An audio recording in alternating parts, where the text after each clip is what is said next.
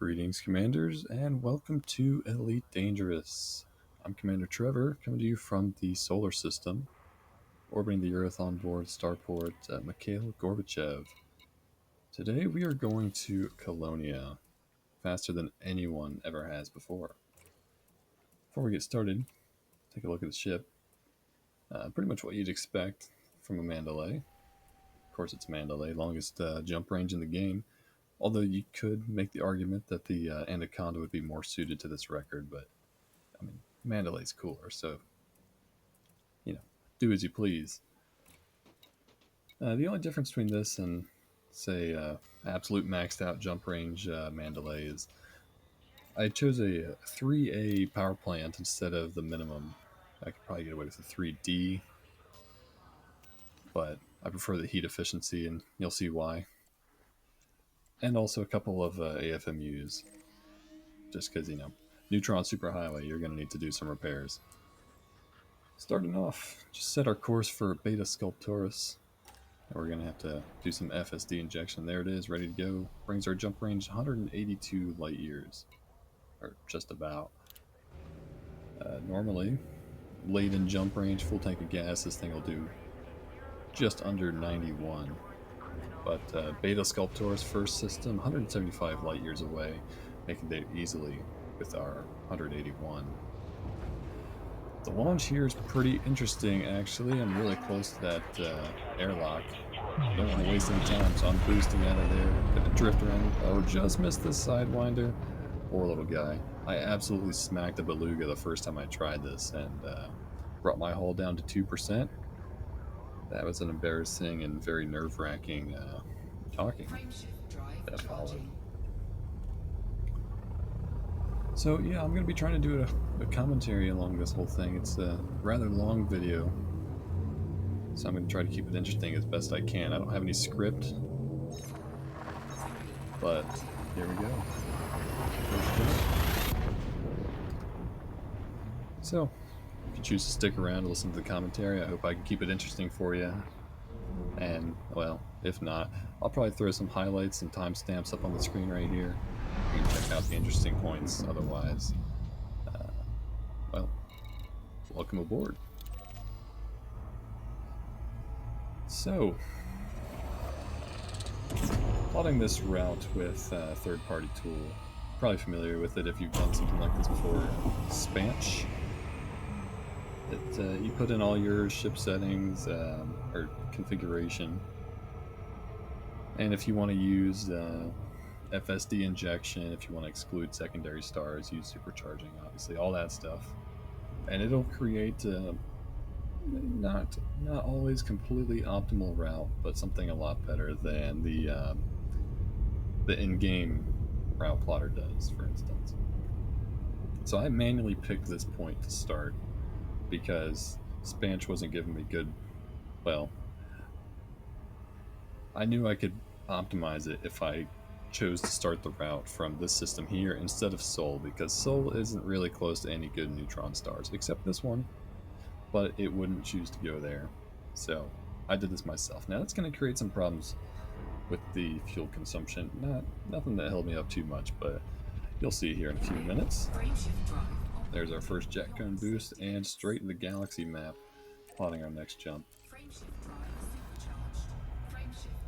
It always makes me nervous doing that. It's a pretty dangerous place to be, and you gotta have a lot of trust in your ship, a lot of jumps under your belt before you feel any sort of comfort opening the galaxy map in the middle of that jet cone.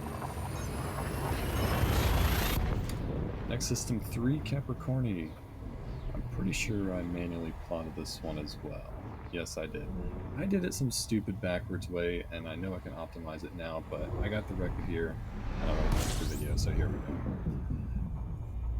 But I had to be really careful to not pick up any fuel from this star, so you kind of see me taking a little dogleg route over here to the jet cone. This one really made me nervous. You'll see why. They're Cold 359s, whatever that is. That's the start. That's where I'm going to be picking up the routes from Spanch. Accidentally fly back into jet cone there, didn't mean to do that. Not a big deal, but it's gonna cause some more damage, and it almost came back to bite me. I almost had to do another repair at the end of this. And then again there, I think I just touched it. Just barely touched the cone.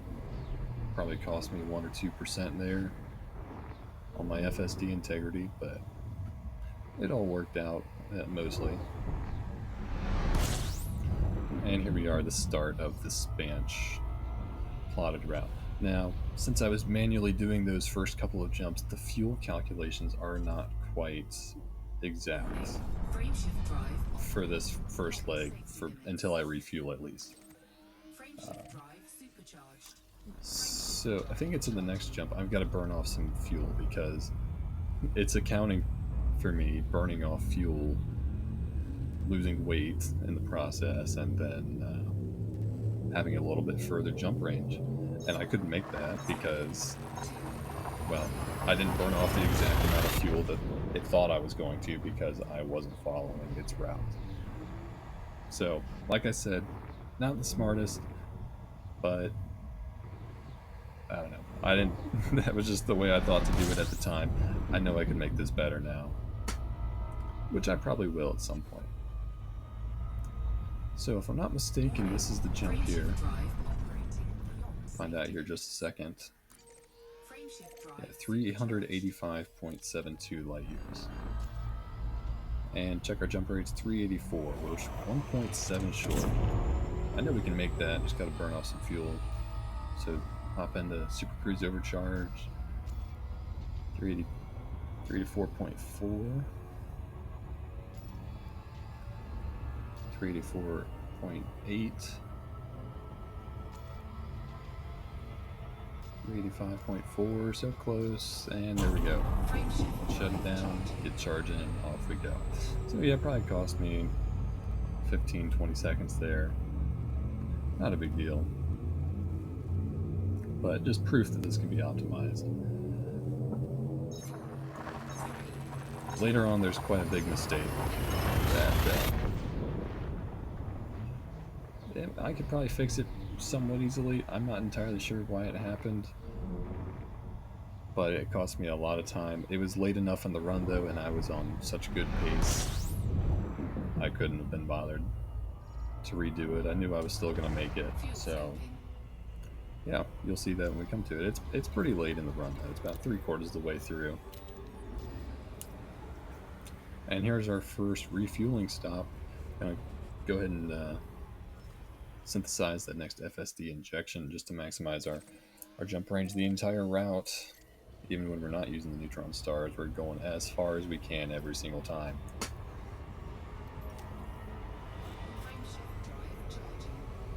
And charging up. This right here is why I like the 3A power plant for its heat efficiency, because right there I'm at 90% heat. Because I, get a little antsy, I want to start charging that frameshift drive. Save as much time as possible. Now, if I got a smaller power plant, it'd be a little bit lighter.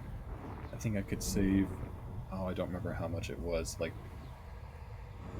less than a ton. It wasn't a whole lot.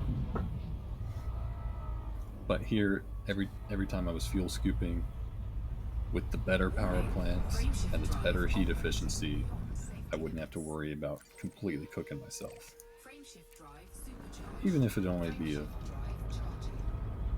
a little bit, 110%, something like that. It wouldn't do a whole lot of damage, but that just kind of makes me uneasy. Long way to go, though. I have no idea how I'm going to fill all this time. Like I said, I don't have any kind of script. I just, whatever I think of, that's what you hear. Now, I messed up this. This is like the 4th attempt on this particular day,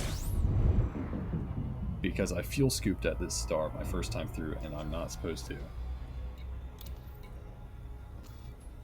So I got it right this time, obviously.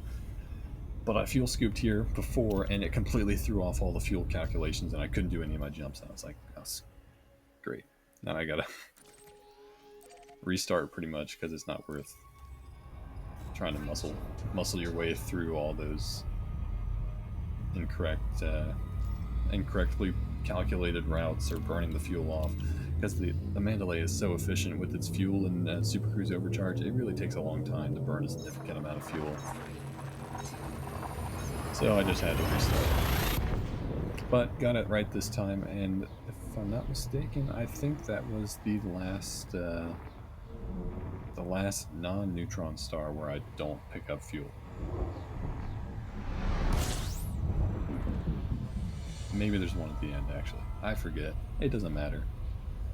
Warning, frameshift drive operating beyond safety limits. So I think a kind of interesting story I can use to fill the time is why I decided to go for this record. I'm not really a speedrunner. That's not really what I do. And I mean, this as a speedrunner, this is far from optimized. I could do a lot better. And I might do that. But it started with me wanting to fully upgrade my Mandalay. And if you watch my other YouTube video, you'll know I hold the world record, at least as of the uploading of this video, hold the world record for the longest ever jump in Elite. 397.49 light years. So for some reason, I just kind of like to max out my ships for jump range. Even ships that don't need it, like during Titan Cocijo, however it's pronounced, I had a crate Mark II for the bombing runs, you know, with the nanite torpedo pylons, and I happened to have an extra slot that I was like, yeah, I could put something more useful in here, but I'm gonna put a FSD booster because, you know, I just like having a long jump range. So, you know, Mandalay came out, had to get it, and I had to fully upgrade it, which I did if you watched that video. The thing that was the hardest to upgrade, though, was the life support. Because if any of you engineered your life support before, you know the only way to get grade 5 lightweight is Etienne Dorn. And he is in Colonia. And when I was working on that upgrade, going to Colonia, that was a big deal. To me, at least. You know, that was a multi-day journey. It takes hours of gameplay. So I was like, I'm gonna head out there. I'm gonna fully upgrade this thing, and then I'll be set.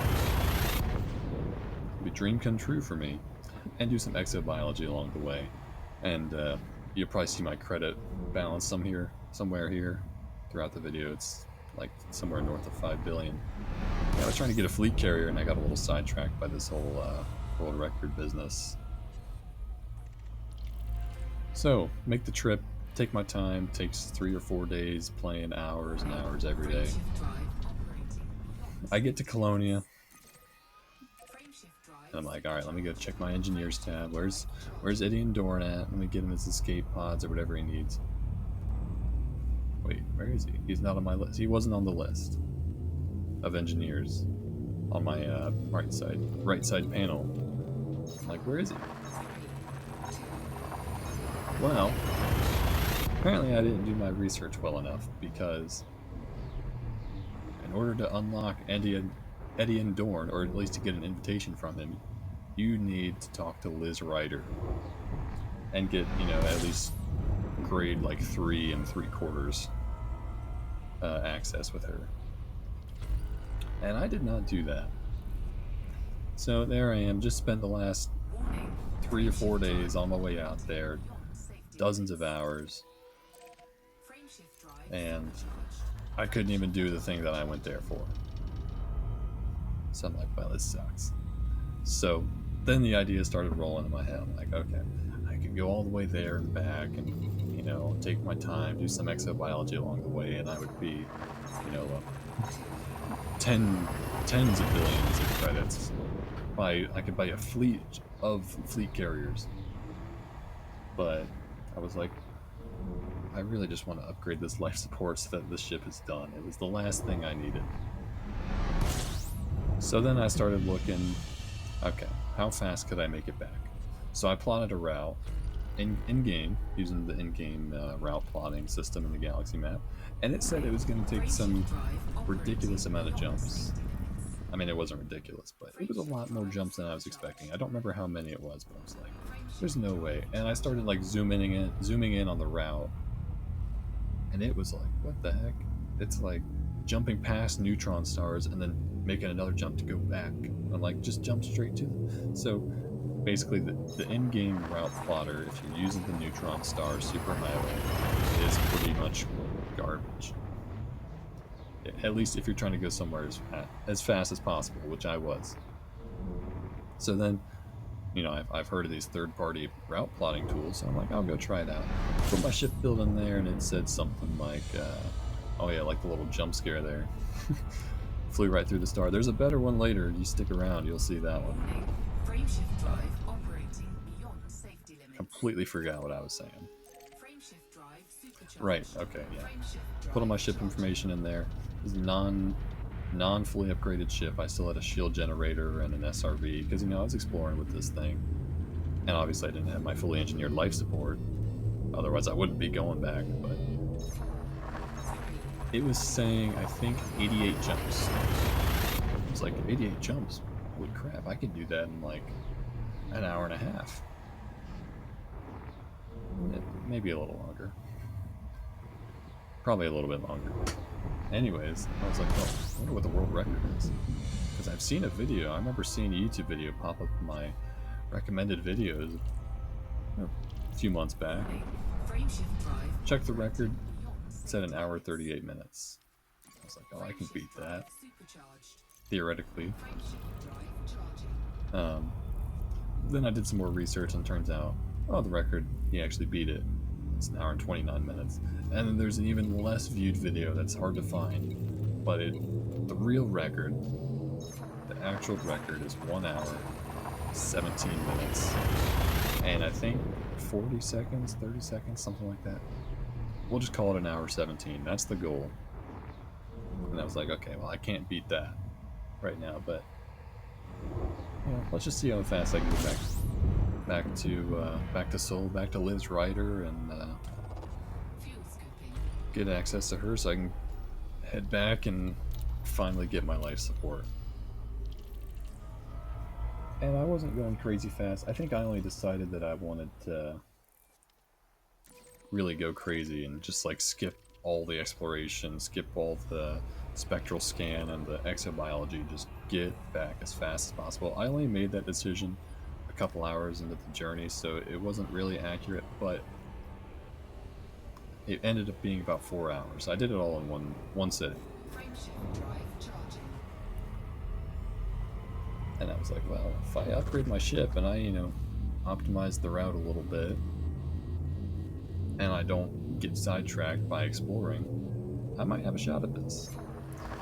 So, made it back to the bubble, of course, and talked to Liz Ryder, got the access, and got the invitation from Etienne Dorn, which I should have checked before I went anywhere in the first place, but, I've got it now. So it's time to head back. And I'm like, well, my ship's not fully upgraded still, but I can at least do a practice run.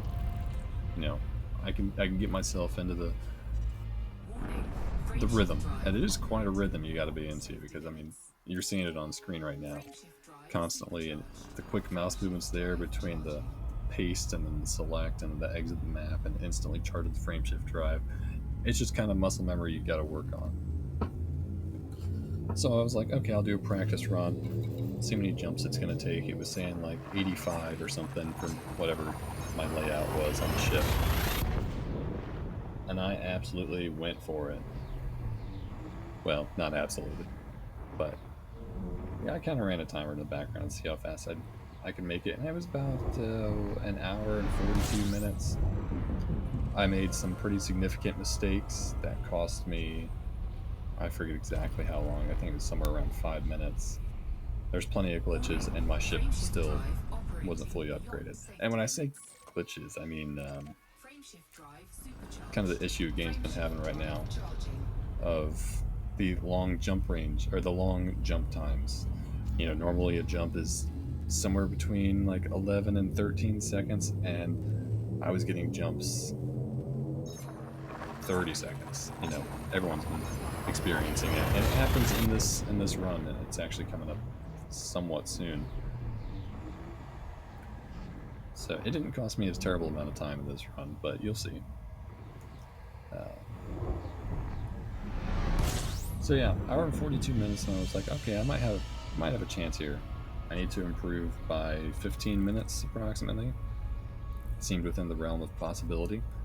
So get out there, get my upgrades, and stupid Eddie and Dorn with his occupied escape pods. That was a whole process too, because I got to make a whole other ship, and I was planning on just like taking down a couple of belugas, just absolutely destroying them and stealing all their life pods or escape pods. But I couldn't find a beluga. Well, I did find one just outside of Jaques Station, and it was outside of the no fire zone. So I was like, well, you know, let's see what happens. Open fire, and I don't think I lasted but 3 seconds before the guns on the station absolutely obliterated me. But I did the mega ship method. Went to whatever system it was, like Ruchitane or something, and he picked up escape pods like 3 at a time. It kind of sucked, but yeah, it's done. Ship's fully upgraded. So then on the way back, I was like, well, now originally I just wanted to fully upgrade my ship, but now I'm liking this idea of a world record.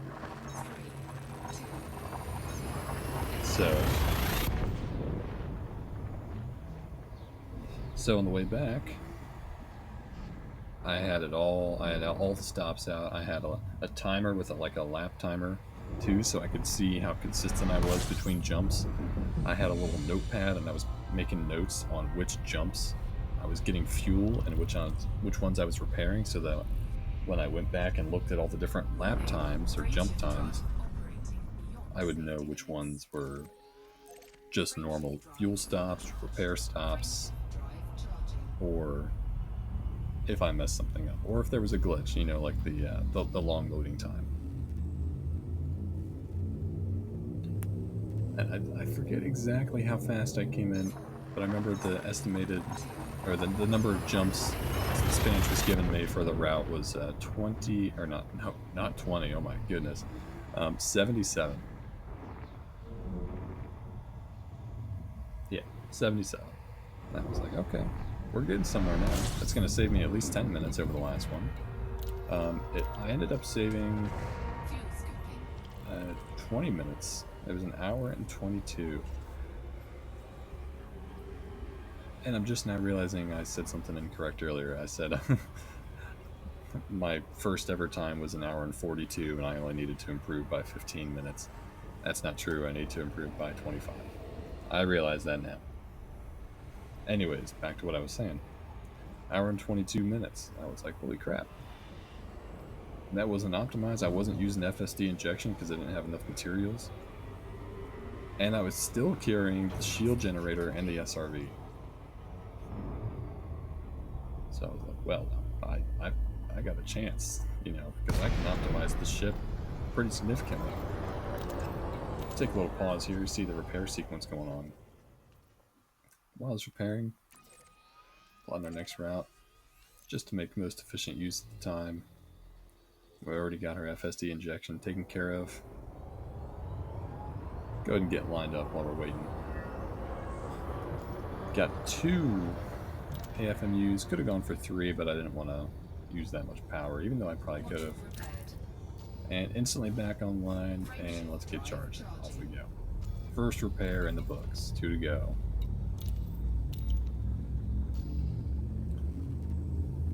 So yes. Just got a text message. Oh, shut up, you. Put that on vibrate. I should have done that before I started recording, but I didn't think of it. So hour and 22 minutes, and I was like, all I need to improve now is 5 minutes, and I can definitely do that just by upgrading the ship. And that's not even including the FSD injection, which is easily going to save me another. I don't know. It's going to save me some time, pretty significantly, because I got to do it every fuel stop, and I think I take like somewhere between 12 and 15 fuel stops. So yeah, it's pretty significant number of light years there being cut off. Well, it's not being cut off, but the amount of time to do those jumps is being cut off. So then I was all in. I was back in Seoul, and I was like, all right, I'm gonna gather up all the materials. I went to whatever that system is, middle of nowhere, like Sinuefe something, in the brain trees, gathering up those high grade engineering materials. It was polonium and yttrium. I don't know if that's how it's pronounced, but that's what I like calling it. So gathered up all those, traded for whatever I needed, and I've got like 40 injections available. Well, I mean, you'll see it every time I do it.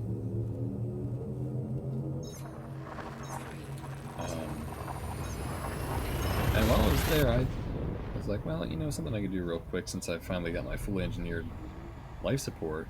I could strip everything I don't need off this thing and set a quick world record if I want to. And I did want to, because I was kind of tired of running back and forth to Colonia. I did it twice in that one day, and then again the next day. I was like, I can't keep doing this. I need to take a break. So fully upgraded the ship, stripped off the SRV and the shield generator, minimized the power draw on everything, which was pretty much already done. But I did that so I could get the 2D power plant. Absolute piece of garbage. You couldn't boost, even though my capacitor or my power distributor is just barely capable of giving me some boost with grade 5 engine focused engineering on that thing. That power plant was so garbage it couldn't do it. But it was light. It weighed 0.9 tons. And my current one is 2.25, so it's pretty significant weight savings there. And I was like, I could take this record easily. You do a quick Google search. What's the longest ever jump in Elite Dangerous? 396.2. I bet if you search it right now, that's what it'll still tell you. Because it's flagging that one popular YouTube video. And it still thinks that's the record, even though that's however many months old, 2 or 3 now. The actual record I found out after doing quite a bit of research was 397.45. And that's a lot harder to beat. 396.2, I was like, I can beat that by over a light year. But 396.45, well, that's only 5/100ths of a light year off of the theoretical maximum that the ship can do. So I was like, well, I came all this way, and now I just can't get the record. Well, turns out I could if I could figure out how to manage the fuel perfectly. And that was a whole task. I was doing all sorts of math. I had a little calculator and notebook trying to figure it all out, and I thought I had a brilliant strategy, and every time I tried it, it just didn't work at all. So something was wrong. It wasn't working. I eventually was just like, you know what, screw this. I'm just going to do trial and error. Jumped around between various stars to get my fuel level absolutely perfect. Did the jump, and, well, you go watch the video and you'll see. That was my first world record. After that, well, I think I had a busy week at work. I didn't really play for a few days, but I came back on my weekend ready to set a record, and, well, that's what I did. Or, well, you'll see whether or not I did that. I don't know. No spoilers.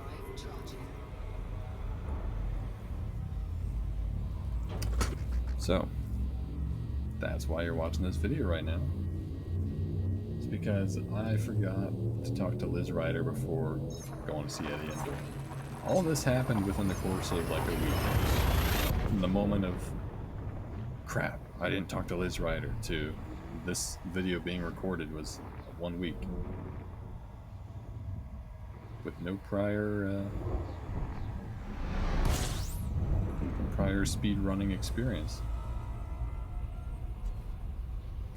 I did look into some speedrunning forums, at least one. It's called Buckyball, something or other. They've got a Discord. I checked it out. I was surprised to see they didn't have a sold to Colonia run like the one I'm doing, because I thought this seemed pretty obvious. I'm like, this is pretty too, like biggest tourist attractions in the game, and it's the Colonia is the first place that everyone goes that's properly far away. You can make an argument for Barnard's Loop, but I'd also make the argument that it's not that far away. But yeah, it's a common place people like to go. But I mean, Colonia, 22,000 light years, and there's actually a reason to go out there other than just checking out the galaxy. And for most people, it takes forever. 200 jumps, 250 if you've got like a really good ship and you're not supercharging. But if you just got like an average ship, it's going to be 3, 4, 5, 6, maybe 700 jumps. Hours, dozens of hours of just jumping and scanning. Hours. So something like this, seeing how fast it could be done, I thought it'd be like a really interesting topic, or at least like class of race, and they didn't have one there. So yeah, that made researching the current world record a little more difficult. And I would have loved to submit my time on there, but I didn't have a thing for it. They did have one to Sagittarius A, from Sol to Sagittarius A, and that record's pretty impressive. It's an hour and 15 minutes, which is only about a minute slower than it took me to do this run. But it's 3,000 light years further. Now, I made some mistakes in this run, but like still, that's insane. An extra 3,000 light years. That's going to take me like an extra 10 minutes. And this ship is pretty much maxed out. Now, like I said earlier, you could theoretically do better in an Anaconda, but I don't. Anaconda's too big and bulky, and it flies like a bus. That's pretty much what kept me from getting it. But if I'm really serious about keeping this world record, I might get an Anaconda someday. Not today, though, or anytime soon. But I encourage anyone out there to try and beat it. It's definitely doable. Oh, here we go. This is our first long jump. I just noticed the the sound of hyperspace is going on for a little longer than usual. And here we go. So yeah, you can check the time on that one. I think it cost me somewhere 15 to 20 seconds. And for some reason, whenever it happens in this game, it usually means it's going to happen for the next 4 or 5, or if you're unlucky, maybe like 10 jumps. That happened on my practice run. My hour and 22 minute run, I tallied it up because I was taking notes as I was doing it. And that long jump, kind of glitch, whatever it is, happened, I think, 18 or 19 times, costing me 15 seconds per jump. I mean, you can do the math right there. That's 4.5 minutes. So I was pretty close to the record even then. And that's really what told me I could do it. But I'd have to kind of rely on not getting too many of what you're seeing right now. And it's going to happen for the next 3 jumps. It wasn't too bad this time. This is actually the least amount of times it happened in any run, which I'm quite grateful for, because this is the first run where I was actually, going all out with FSD injection and everything. I'm using a lot of high-grade materials to do this. can't get those back. Well, I guess I could just go back to the brain trees. It's pretty easy to harvest, but you know, I'm actually spending resources to be doing this other than just my time. But you know, you play an Elite Dangerous, you don't really value your time anymore. You kind of acknowledge it's gonna suck it all away.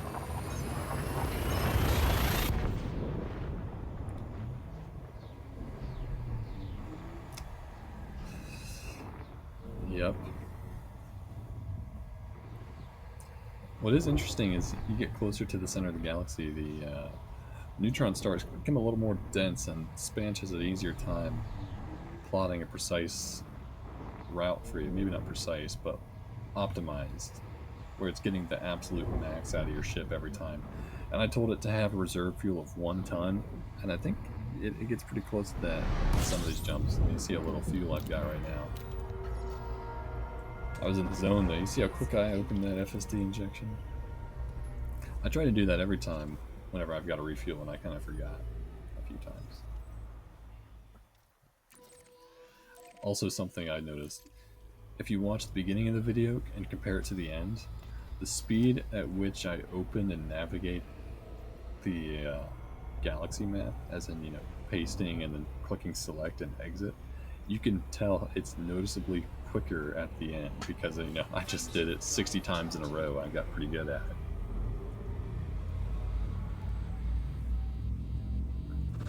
There it is again, the 3A power plant. Saving me.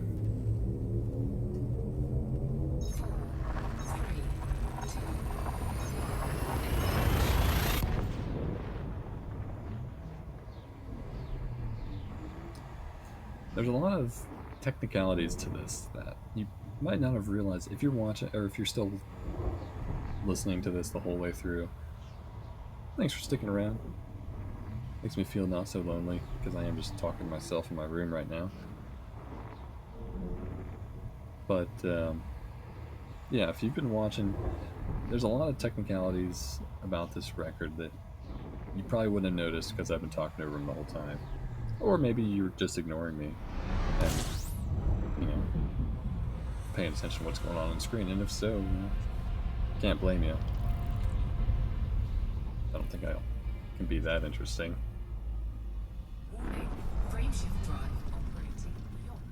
But, I mean, obviously there's the opening the galaxy map and plotting while you're in the jet cone, you know. Kind of gets old after like 60 times. Actually, by this point, I've made this trip. This is my 3rd or 4th time. But managing the repair and the injection as fast as possible, I think it's a little more difficult. Not so much the injection, as long as you remember to do it when you're at a fuel star, you know, every time, as soon as you jump in, start it immediately, because that high grade, or the premium injection, it takes a while to synthesize. So it's best to do that first thing. Then you can go and fuel up, and while you're fueling up, you can plot your route. You try to never let there be a moment where you're not doing multiple things at once, which it's kind of difficult to manage when you've got to, like, certain systems you've got to refuel and repair, or you've got to repair and supercharge, and you just can't overlap, you know, because to repair the frameshift drive, you've got to shut it off. So you just got to be out in real space. And you're definitely not doing that while you're supercharging, because then you'd be super dead. Made a mistake right there. Well, not that I could really control it. I was in the galaxy map, but every once in a while you just get unlucky, and the magnetic forces of the jet cone don't really go your way. Takes you out of the jet cone. Before you supercharge, you got to go back in. I think that one there cost me like 20 seconds. I think I did that like 3 or 4 times in this whole thing.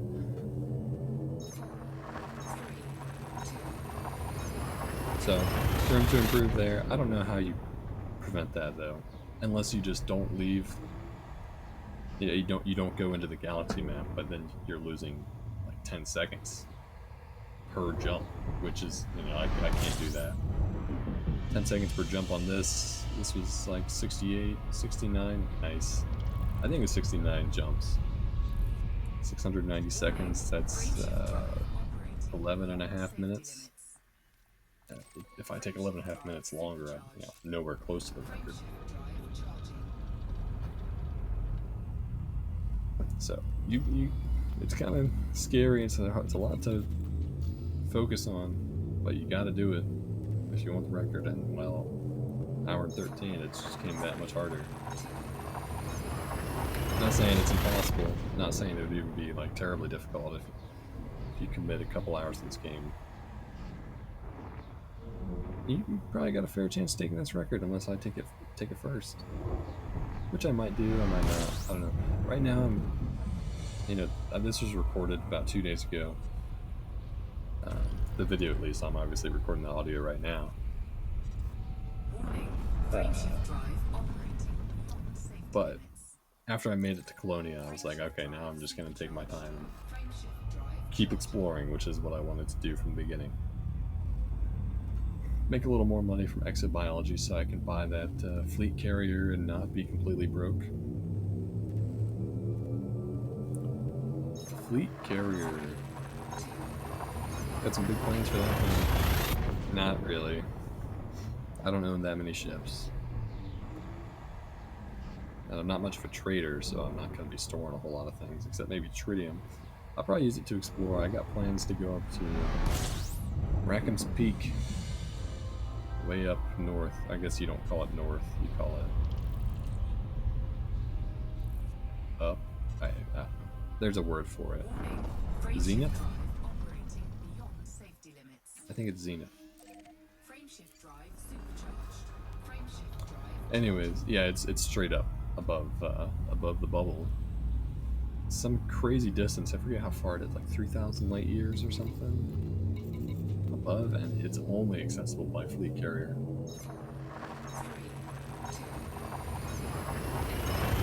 I also want to go back to the Cancri cluster, AH Cancri, way above the bubble and a little bit behind it too. I went there in this ship before it was fully upgraded and got myself stuck. You might have even seen me post on Reddit about it. If you saw that Reddit post about someone getting rescued by the fuel rats in a fleet carrier, yeah, that was me. A little bit ashamed to admit it, but I've grown a lot since then. Yeah, the only way you get up to those systems up there is with a neutron star. No problem. But there's no neutron star up in the cluster to get you back, so it's a one-way trip. I think I figured out a roundabout way I could have made it out, because at the time I could jump 90 light years. With FSD injection I could do 180-ish, 185. I like maximize the fuel. And I think I found some crazy backhand route out of there. That's just barely possible. But I was too afraid to go back there because I didn't want to get stuck again, and at least not until I have a fleet carrier of my own. Those are the only two things I got planned though. I'd love to take it across the galaxy and become one of the deep space service. I forget. I don't DSSA fleet carriers out in deep space. I don't know what the acronym means. I just know what it is. But it takes so long to get anywhere. Like I'm about to travel 22,000 light years in a little over an hour, and in a fleet carrier, a little over an hour will get you like 2,000. So I can travel 10 times faster just in the ship compared to the fleet carrier. And everyone's like, oh well, yeah, but it's not about the time it takes to get there. And that's why I'm sure there's gonna be criticism on this video and the world record jump one. Yeah, it's cool, but the ship's completely useless. I know. This is not what I normally do when I'm spending time out of the bubble. Normally I'm like actually scanning stuff and checking it out. Well, for the most part. somewhat. Not as much as other people. But, you know, I like to check out some things. I like to make some good money with, like, worlds, water worlds. High metal content to get some terraformables, that's big money. And, of course, exobiology, which I already said, but that's where the real money's at. But, yeah, I understand. This ship, you can't really do any of that. I mean, you could scan planets and stuff, and I do still have my my surface scanner equipped just because it doesn't take any power and there's no mass to it. So I was like, oh, I might as well keep it. Just in case something happens, I want to plot or scan a planet. Not sure why I'd want to do that, but it's on there. Anyways, I know the ship is useless for anything other than what you're seeing. But that's the point. Oh, there we go. I guess we found the limit on the FSD integrity, 79%. Go repair that. You don't let it get below 80% because it'll start malfunctioning just like you saw. And it's not really a problem at first, but later on there's a chance it'll drop you out of super cruise while you're in the jet cone and then you're dead. So yeah, it's important to keep that integrity up. Anyways, like I was saying, actually, there you go, repair number 2 in the books. I'm about to jump right through the jet cone again. Yeah, like I was saying, I know the ship's useless for anything else, but this is what I made it for. This is what I wanted to do with it. I don't care that it's useless because, well, the one use it has is the one thing I wanted to use it for. And once I made it to Colonia, I slapped an SRV on it and a shield generator, and I'm out doing exobiology.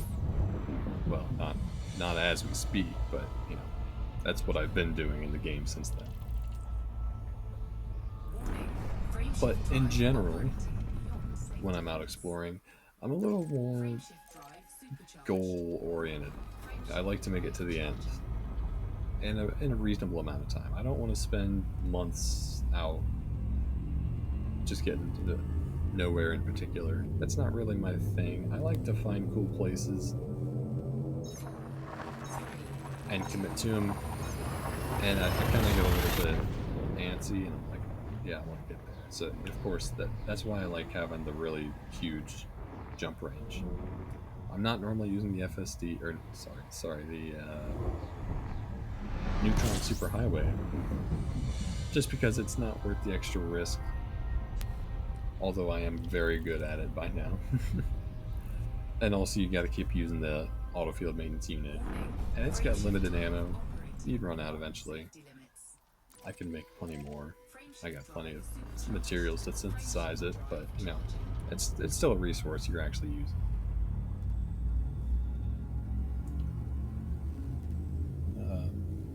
But after like 3 or 4 days, I'm like, all right, now yep, I've been out here for a while, and I kind of want to make it where I want to be.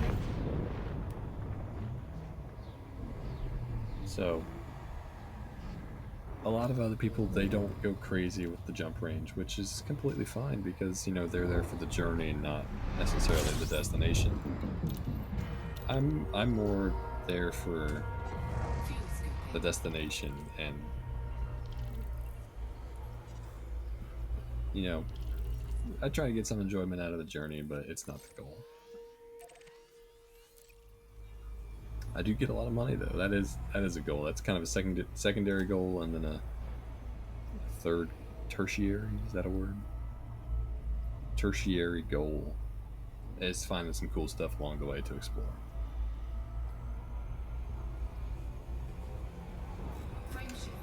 Interesting system I just went to earlier today. It was, I forget the name. It was like Foo Scroy AAH-A3. That's probably completely wrong, but that's what I remember. It was a neutron star with rings, which I've never seen before, and these are some massive rings. I don't remember exactly how big, but I know for sure it was at least half a light second. Absolutely massive rings around this tiny, tiny little speck of a star. It's pretty cool to see. Warning, frameshift drive operating beyond safety limits. Frameshift drive supercharged. Frameshift drive charging. Well, looks like things are still going well on screen. Until I'm running out of things to say.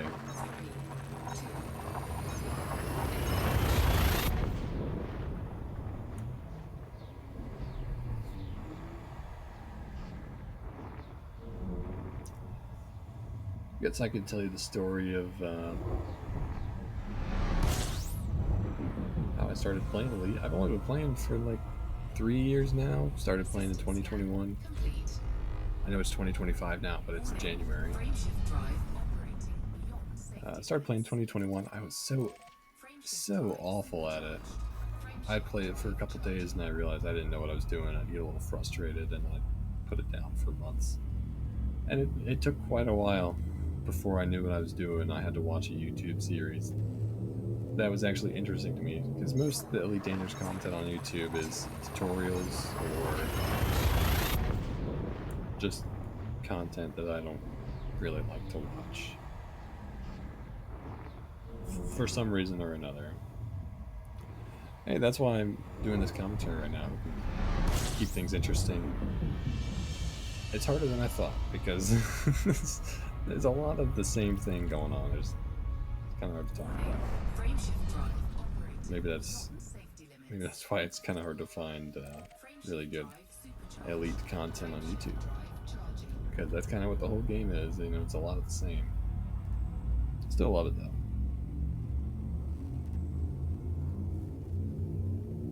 Anyways, yeah, got good at the game finally, and I was on PlayStation, and I love my PlayStation. I played the heck out of it on there. And then 2022, I think it was, they just announced they're no longer supporting it. And that was the year I bought a PC. I bought it pretty much for Elite Dangerous. I kind of always wanted one, at least a little bit. But when they announced that it was only continuing on PC, I was so in love with this game by that point. I just had to get it. So yeah, Elite Dangerous is a pretty cheap game. I mean, I picked it up for $10 when it was on sale. But it's also cost me more than any other game because I had to buy a whole PC setup. Also, right there, you probably noticed, had to jump back into the cone. Caught it pretty quickly though. I could tell it was about to happen, so I didn't go in the galaxy map. I think, I forget. So yeah, I bought the PC, downloaded Elite Dangerous, because since they were discontinuing the console version, you were able to get the PC version for free, and it carried all your progress over. It was great. But as someone who played console my whole life, I was thoroughly terrible at playing on mouse and keyboard. I could not do it. You know, my finger would slip over by one key, and then I'm pressing all the wrong keys with every finger, and I couldn't do it. I was a slave to the controller. So you're probably thinking, oh, well, you just hook up your controller to the. It's not the same. If you played on PS4, you know, you used to be able to cycle fire groups and open the galaxy map. There was different controls you could use with the touchpad on the PS4 or PS5 controller. And you did it by touching a specific corner of it. You click in that corner. And that's just not something you could replicate on PC because I had to do it through Steam, I think, and register the thing as a Xbox controller. And the Xbox controller doesn't have a touchpad, so you know, I just couldn't use that.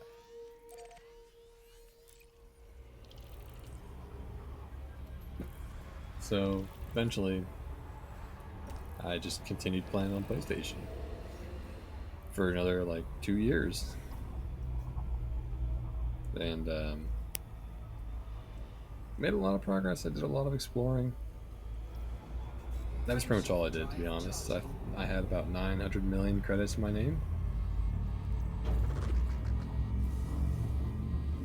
and something happened that made me start playing PC more. I forget what it was.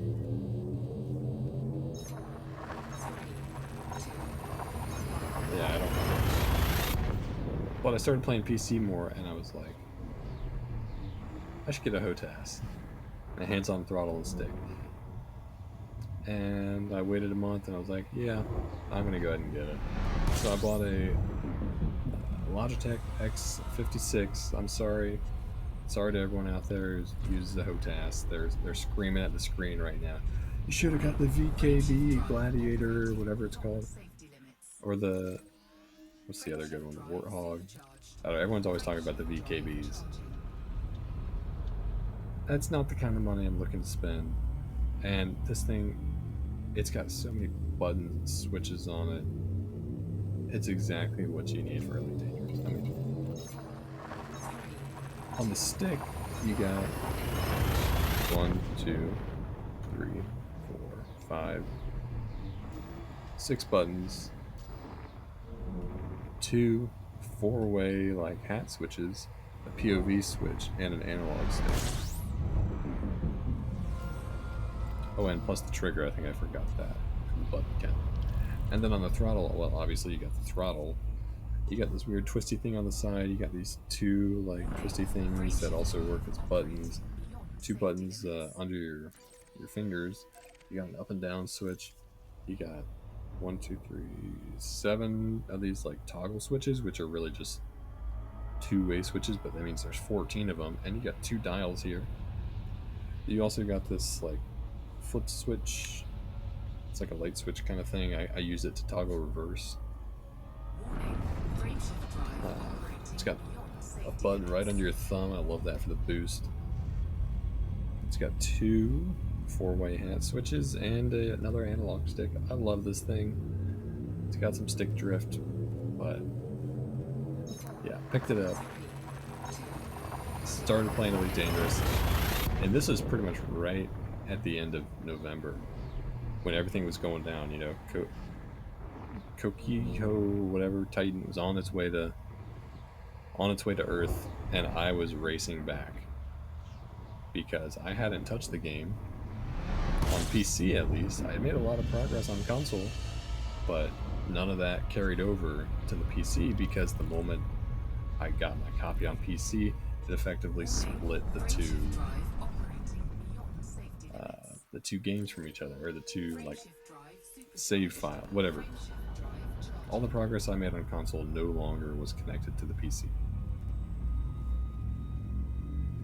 which meant that my PC ship was still wherever I was when I ported it over from console, and that happened to be about 23,000 years away. So, got my HOTAS. The very first thing I did was spend the next couple of days traveling back to Earth so that I could be there in time for the big event. And I did make it just. Holy crap. Did you guys see that? Sailed right through a star, picked up some fuel along the way. Now that's noteworthy because I'm going to pause my story about Cocijo or whatever, because I think, I'm not entirely sure how it happened, whatever, but the jump after this one cost me a lot of time, and you'll see why. Or, well, you'll see what happens. You might not see why, because I don't know why. If anyone knows why, please let me know. I was using the Spanch route plotter, and I had an issue before where it said there was a jump that was going to take 5.2 tons of fuel, which is the absolute maximum that this thing can do. And every time I tried to make that jump in this ship, it said not enough fuel. It exceeds the maximum fuel, whatever. And I was like, okay. My solution was manually set the maximum fuel per jump In Spanch, it's 5.19. And that's what I did here, and it's still saying I can't make the jump. It exceeds 5.2. I'm like, how was this route even plotted then? So I'd assumed it was something to do with the fuel burn. You know, I had an improper amount of fuel, and I'm so close. I'm 0.08 light years away from being able to make this jump. Let's check again. 0.05. And I could have burned off some fuel, and I probably could have made that jump there, but it wasn't worth the risk. I'm 59 minutes into this run. I'm on great pace. It wasn't worth it. And I already knew there was ways I could make this better. So I manually plot an extra jump into here, which cost me a pretty significant amount of time. About a minute and 40 seconds that I lose because of this. But I don't know why I haven't. And I could have done the Super Cruise overcharge just a little bit longer, burnt off some more fuel. But if you go back and look, you'll see my reserve tank was practically empty, which means as soon as it's completely empty, it's going to take another half ton of fuel out of your main tank. And I didn't know if I'd be able to have the full jump range then. I'm like, it's not worth it. So I just did what you saw there, manually plotted an extra jump in. It sucks, but yeah. It all worked out in the end. No idea why it happened though.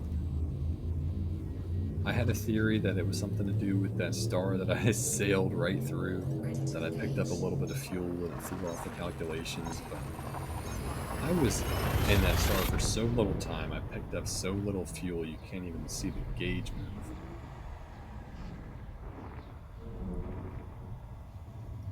So I don't know. Just some bad luck. Because that's my running theory, is that I picked up a little bit of fuel and threw off the calculations. Sorry. Got my words mixed up.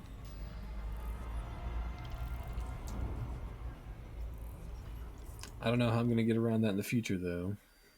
You just gotta hope that you don't have a system like that. Hell of a jump scare at the time, too. Like, I was so locked in, because this takes a lot of focus. And I kind of panicked right there. I was like, oh my gosh, is it happening again? It just, my synthesis wasn't complete yet, so obviously I couldn't do the jump. And I didn't fill up the tank either, and I was like, well, that's going to throw off my calculations, so let me go fill up. So yeah, lost a fair bit of time here.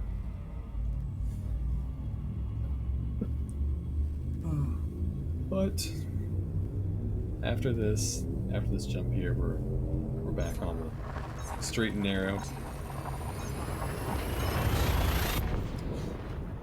Very few complications. Oh, there was a little something. I don't even remember what it was, though. Actually, I got my notes here. It's not worth it. We're getting pretty close, though. I don't know exactly how far away we are, but I know we're about 10 minutes away from the Colonia system. Warning, frameshift drive operating beyond safety limits. Frameshift drive supercharged. Frameshift drive charging. I wish there was a way to, well, there probably is a way, but for you to see what I'm doing in the other screen, I got another monitor here, which you pretty much need to be, if you're doing this record, you know, just to have the route plot rows. The other screen, move between them real quick. But it's giving me all the information of what system I'm going to next, obviously. How many light years it is, how many light years remaining, what jump number it is, how much fuel it's going to take, whether or not it's a neutron star or whether or not it's a refueling star. If you've ever used the program, it's fantastic. You know exactly what I'm talking about. It's really awesome. It really is. It's just a little glitch. I mean, it says it at the top. It's the Spanch galaxy plotter, not the neutron plotter. It's the galaxy plotter, which you need if you want to do the FSD injection. It says right at the top of the screen that it's in beta. It's not optimized. which is, you know, obvious if you use it enough. It'll have some errors here and there, which is not ideal for someone like me doing a record run. The guy who held the last record, oh, I forget his name. I should know it. He, in his description, he said that he created his own route plotting program. And that I can't do that. I'm not smart enough for that.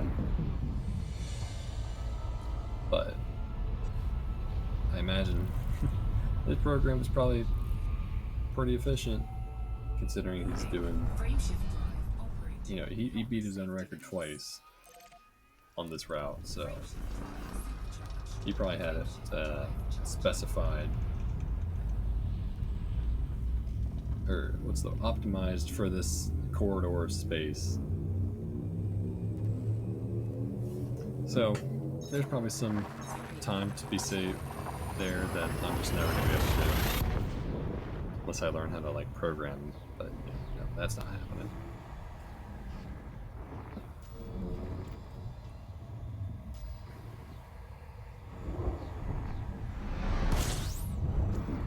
I'm also, like I said earlier, I've got a lap time counter, or on the timer there's a lap button, and every time you press it, it, you know, records time between laps. Or in this case for me, it was time between jumps. So I would hit the lap every time the countdown started on the frame shift drive.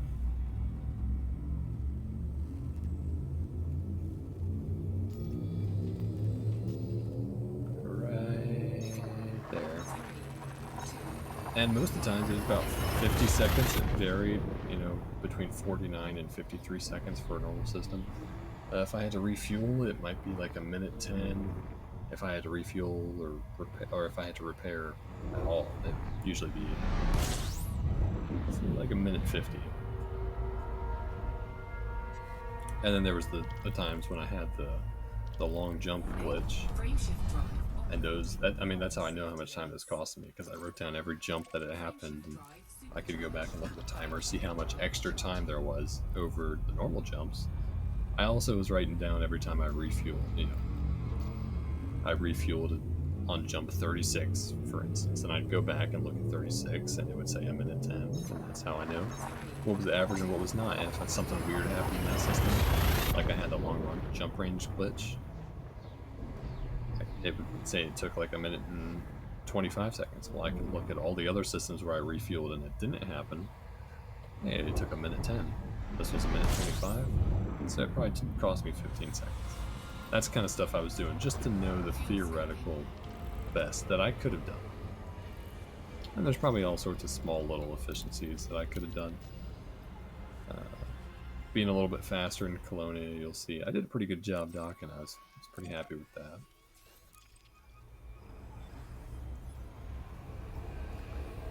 I think I might take a whack at the Sagittarius A run.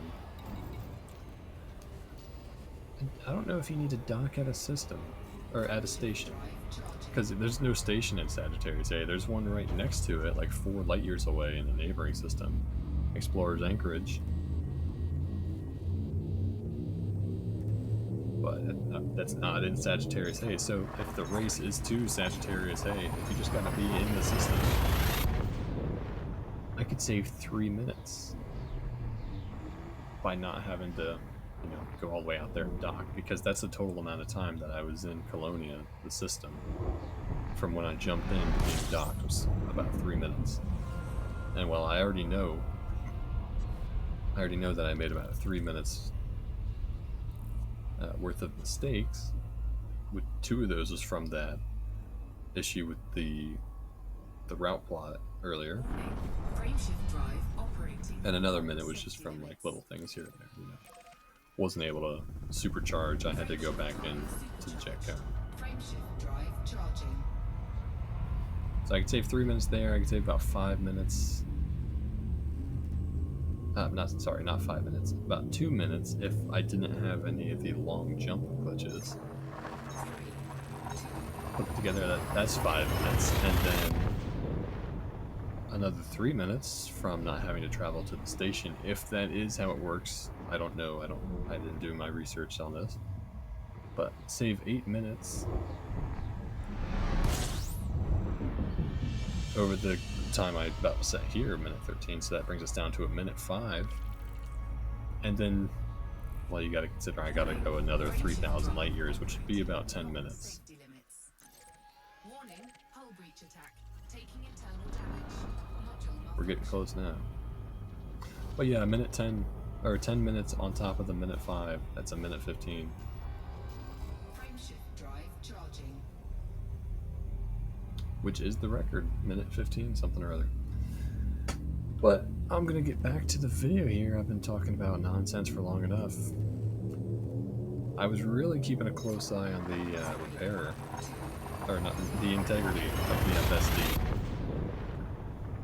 But what you just witnessed, that was my last supercharge I had to do, which was just in the nick of time because I'm at 79%, and that's that's the percentage where I've got to do a repair. That's the cutoff for me. But here we are, one jump away from Colonia now. It's my last FSD injection I gotta do. So, if you remember earlier when I accidentally went back into the jet cone like twice in the one system, so 3 times total, and I think that cost me 1 or 2%. And it came down to this, if I took another 2% worth of damage, I was going to be doing a repair earlier, a couple jumps ago. But it just barely worked out. And now time for the last jump.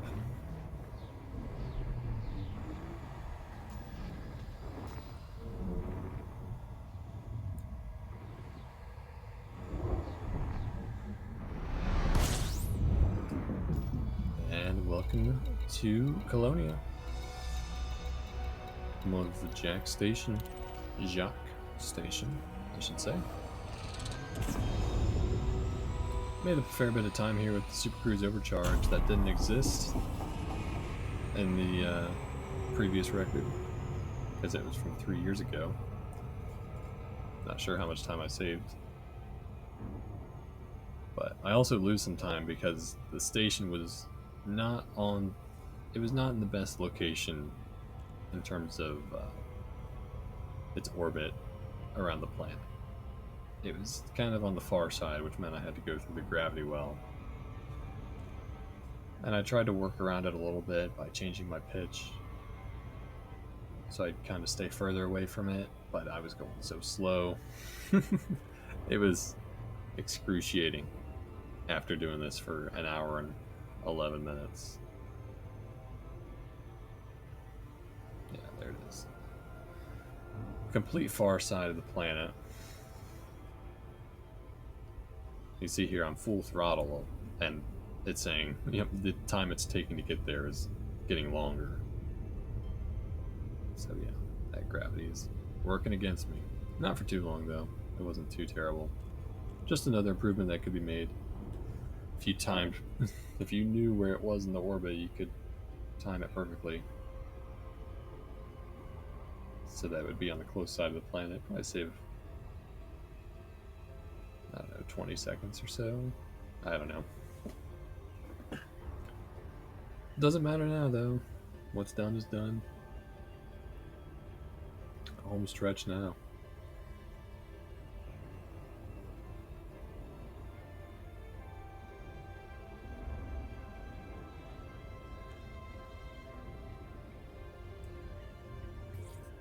And welcome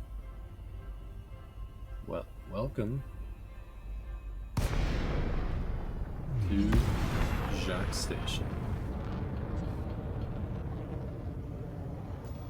home of the bartender, so I hear. You don't want to forget to do that docking request either. I've done that before. After days and days out in the black, you come here, you haven't had to dock at a station forever, and you forget to send your docking request. And I tell you what, they remind you of it pretty quickly. But luckily, did not forget it. Which Just gotta find the landing pad all the way at the back there. Lost a few seconds to that. But, you know, who's counting? Just gotta nail the landing now. This would be real embarrassing. Hour and 13 minutes, don't want to mess it up now. And look at that. Dead center. Yeah, hull integrity. I don't care. That was a perfect landing in my book. So there it is. New world record. 1 hour, 13 minutes, 37.5 seconds. From Seoul to Colonia. And I'm just going to go repair my paint real quick because it took a fair bit of damage. Yeah, it was 100% when I left, so yeah, doing this, it'll wear down your ship pretty quick. Take one last look at her. I'll be saying goodbye. If you stuck around for the whole thing, I'm glad you did. Hope it wasn't too awful. And I'll see you guys later.